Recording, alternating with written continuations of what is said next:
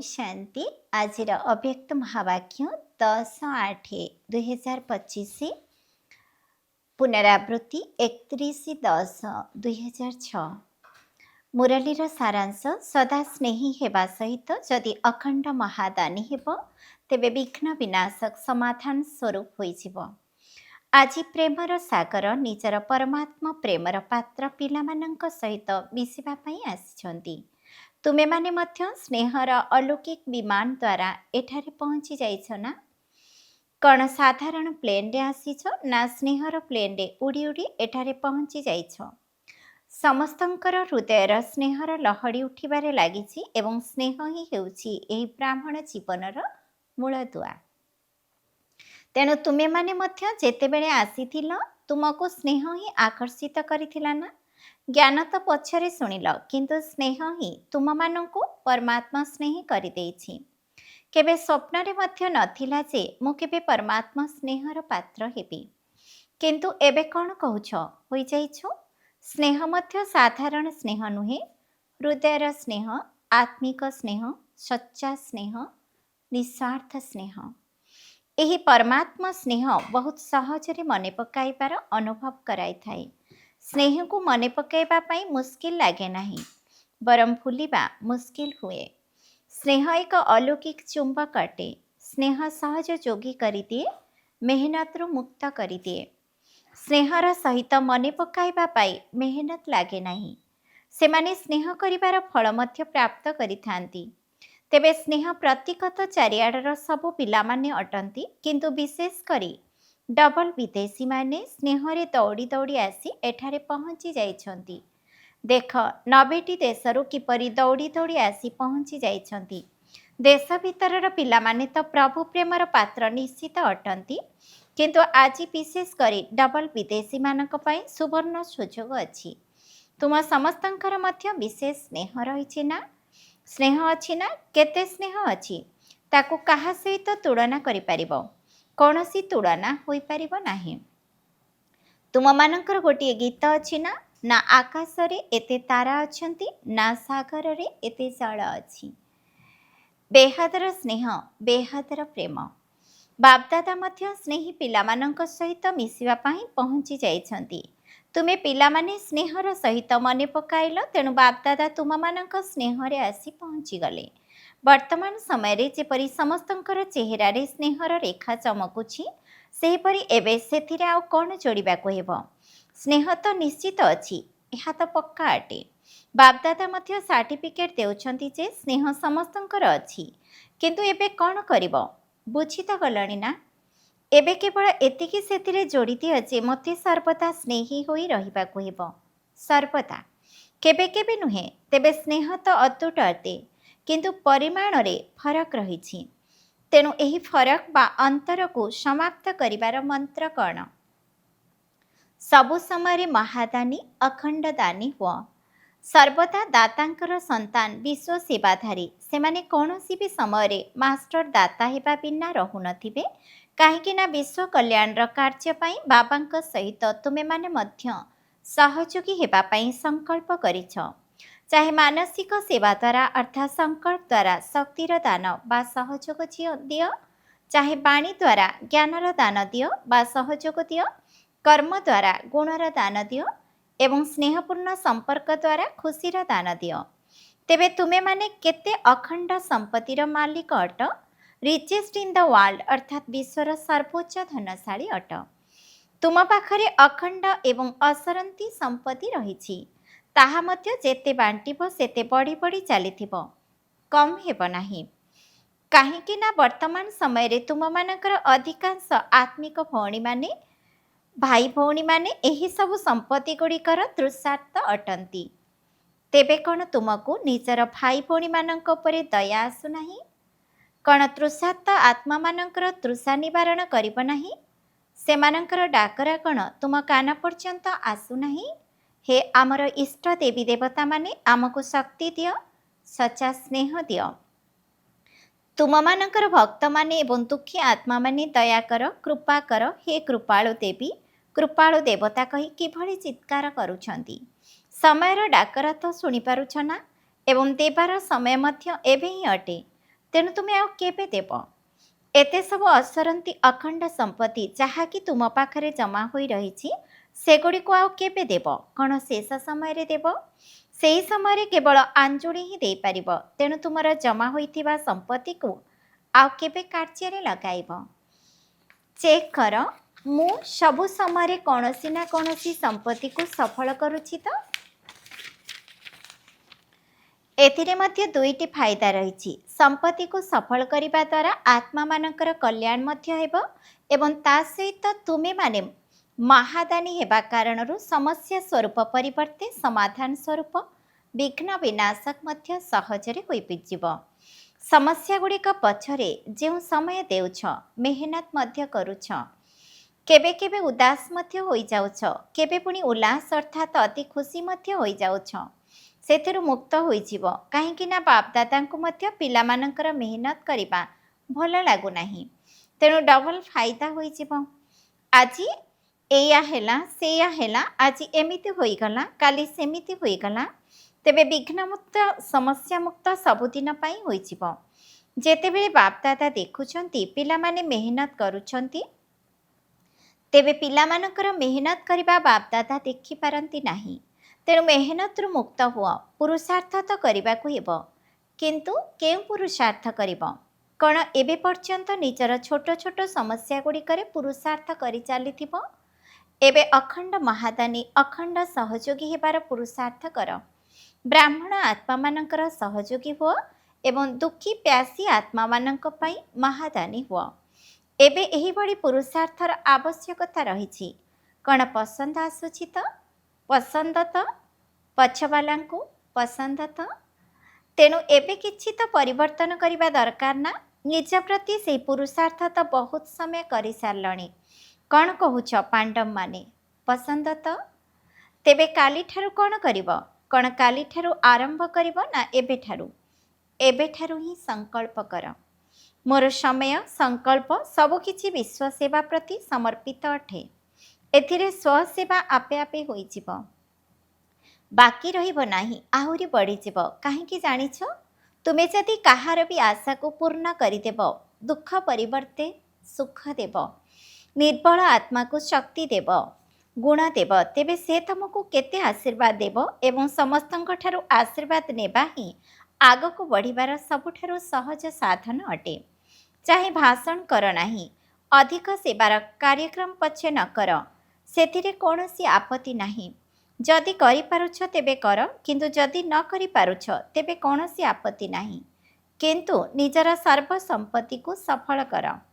ଶୁଣାଇଲୁ ନା, ସଂକଳ୍ପ ଦ୍ୱାରା ଶକ୍ତି ରୂପୀ ସମ୍ପତ୍ତି ଦେଇ ଚାଲ, ବାଣୀ ଦ୍ୱାରା ଜ୍ଞାନ ରୂପୀ ସମ୍ପତ୍ତି, କର୍ମ ଦ୍ୱାରା ଗୁଣ ରୂପୀ ସମ୍ପତ୍ତି ଏବଂ ବୁଦ୍ଧି ଦ୍ୱାରା ସମୟ ରୂପୀ ସମ୍ପତ୍ତି ଏବଂ ସମ୍ବନ୍ଧ ସମ୍ପର୍କ ଦ୍ୱାରା ଖୁସି ରୂପୀ ସମ୍ପତ୍ତିକୁ ସଫଳ କରି ଚାଲ।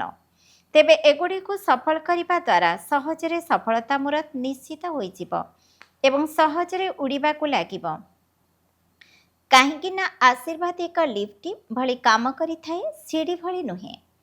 ସମସ୍ୟା ଆସିଲା, ତାକୁ ସମାପ୍ତ କରିଲ, କେବେ 2 ଦିନ ଲଗାଇଲ, କେବେ 2 ଘଣ୍ଟା ଲଗାଇଲ, ଏହାକୁ ହିଁ କୁହାଯାଉଛି ସିଡ଼ିରେ ଚଢ଼ିବା। ତେଣୁ ସଫଳ କର ଏବଂ ସଫଳତା ମୂରତ ହୋଇଯାଅ। ତାହା ହେଲା ଆଶୀର୍ବାଦ ରୂପୀ ଲିଫ୍ଟ ଦ୍ୱାରା ଯେଉଁଠି ଇଚ୍ଛା ସେଠି ଗୋଟିଏ ସେକେଣ୍ଡରେ ପହଞ୍ଚି ଯାଇପାରିବ। ଚାହେଁ ସୂକ୍ଷ୍ମପତନରେ ପହଞ୍ଚ, ଚାହେଁ ପରମଧାମରେ ପହଞ୍ଚ, ଚାହେଁ ନିଜ ରାଜ୍ୟରେ ପହଞ୍ଚ, ମାତ୍ର ଗୋଟିଏ ସେକେଣ୍ଡ ଲାଗିବ। ଲଣ୍ଡନରେ ଗୋଟିଏ କାର୍ଯ୍ୟକ୍ରମ କରିଥିଲ ନା, ଯାହାର ଟପିକ୍ ଥିଲା 1 ମିନିଟ୍ ଅର୍ଥାତ୍ ଗୋଟିଏ ମିନିଟ୍। କିନ୍ତୁ ବାପଦାଦା ତ କହୁଛନ୍ତି 1 ସେକେଣ୍ଡ, ମାତ୍ର ଗୋଟିଏ ସେକେଣ୍ଡ ଭିତରେ ଆଶୀର୍ବାଦ ରୂପୀ ଲିଫ୍ଟରେ ଉପରକୁ ଚଢ଼ିଯାଅ। କେବଳ ସ୍ମୃତି ରୂପକ ସୁଇଚ୍କୁ ଅନ୍ କର, ବାସ୍, ସବୁ ମେହନତ ସମାପ୍ତ। ଆଜି ଡବଲ ବିଦେଶୀମାନଙ୍କର ଦିନ ଅଟେ ନା? ତେଣୁ ବାପଦାଦା ପ୍ରଥମେ ଡବଲ ବିଦେଶୀମାନଙ୍କୁ କେଉଁ ସ୍ୱରୂପରେ ଦେଖିବାକୁ ଚାହୁଁଛନ୍ତି? ମେହନତ ମୁକ୍ତ ସଫଳତା ମୂରତ ଆଶୀର୍ବାଦର ପାତ୍ର ସ୍ୱରୂପରେ। କ'ଣ ହେବ ତ?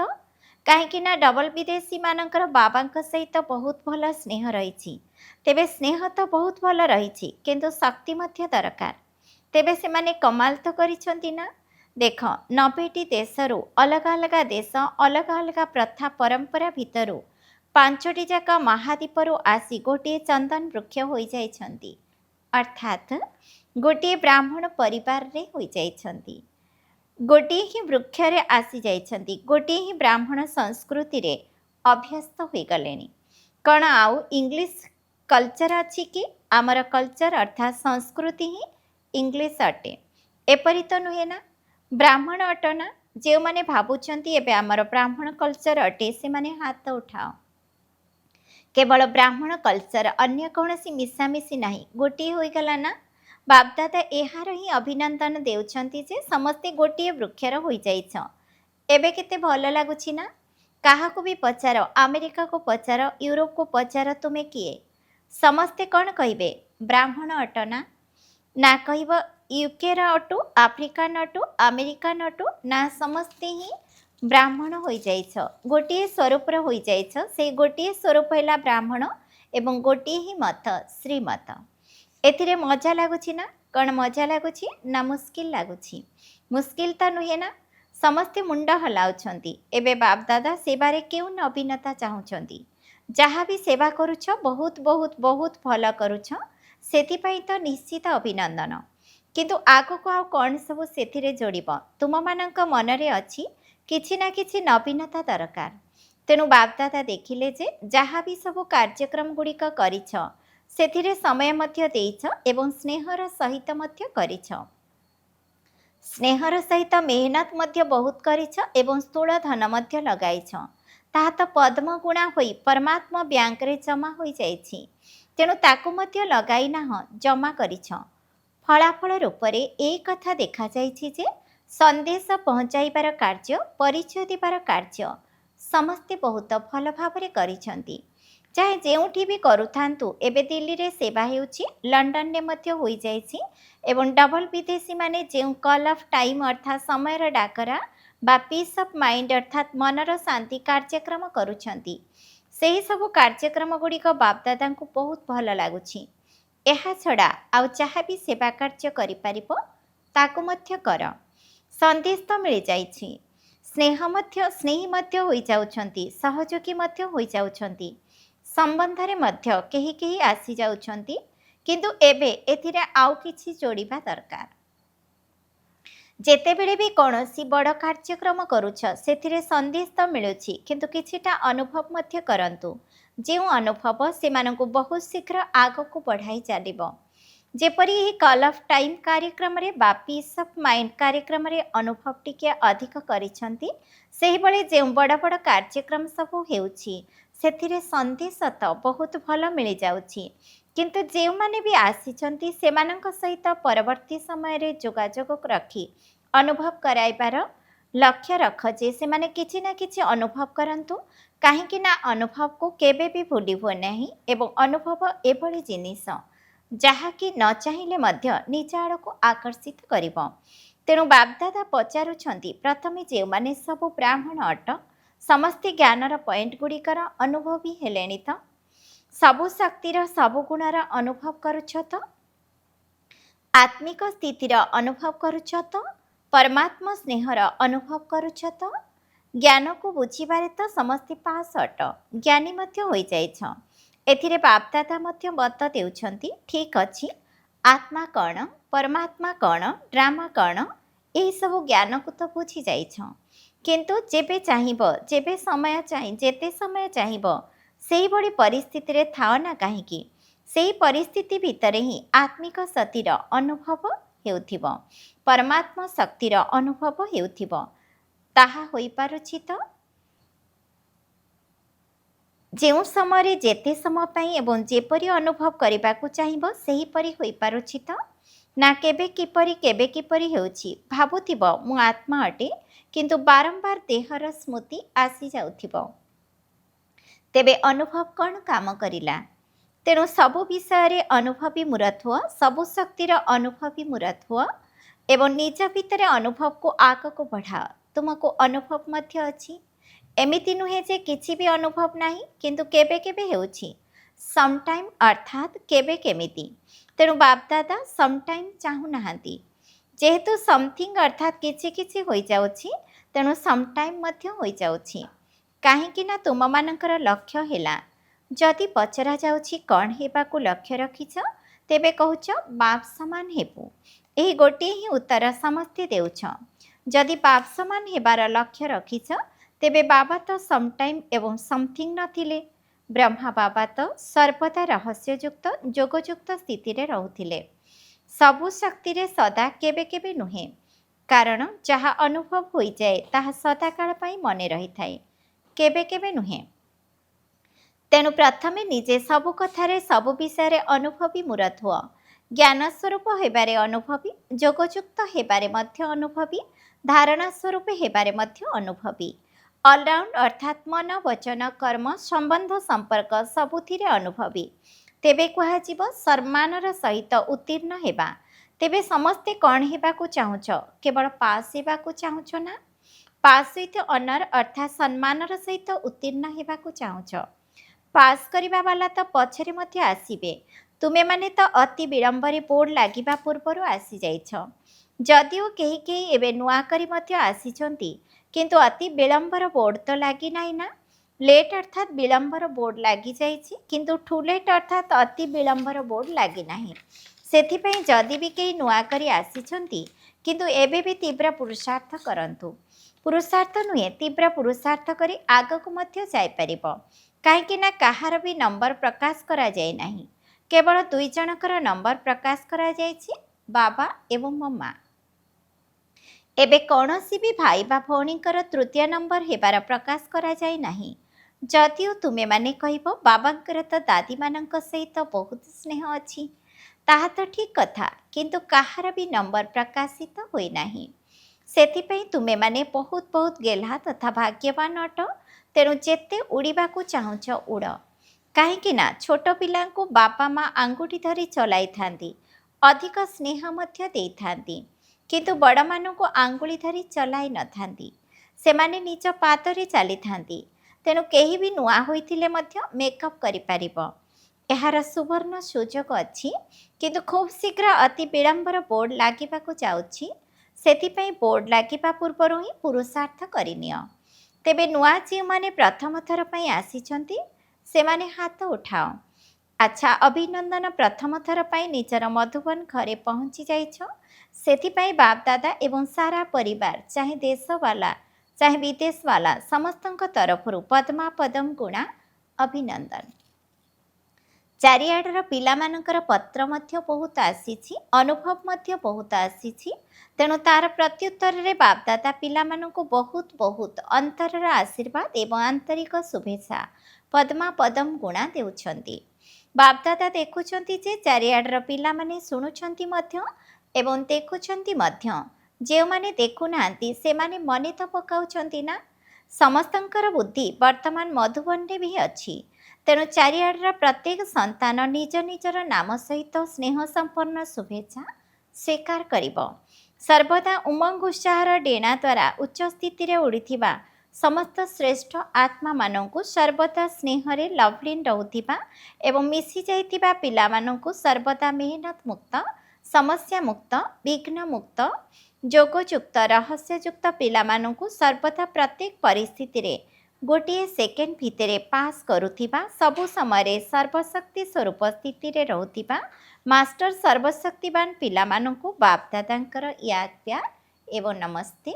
आम आत्मिक संतान मानंकर मध्य आत्मिक पितांकु याद प्यार, गुड मॉर्निंग एवं नमस्ते नमस्ते नमस्ते।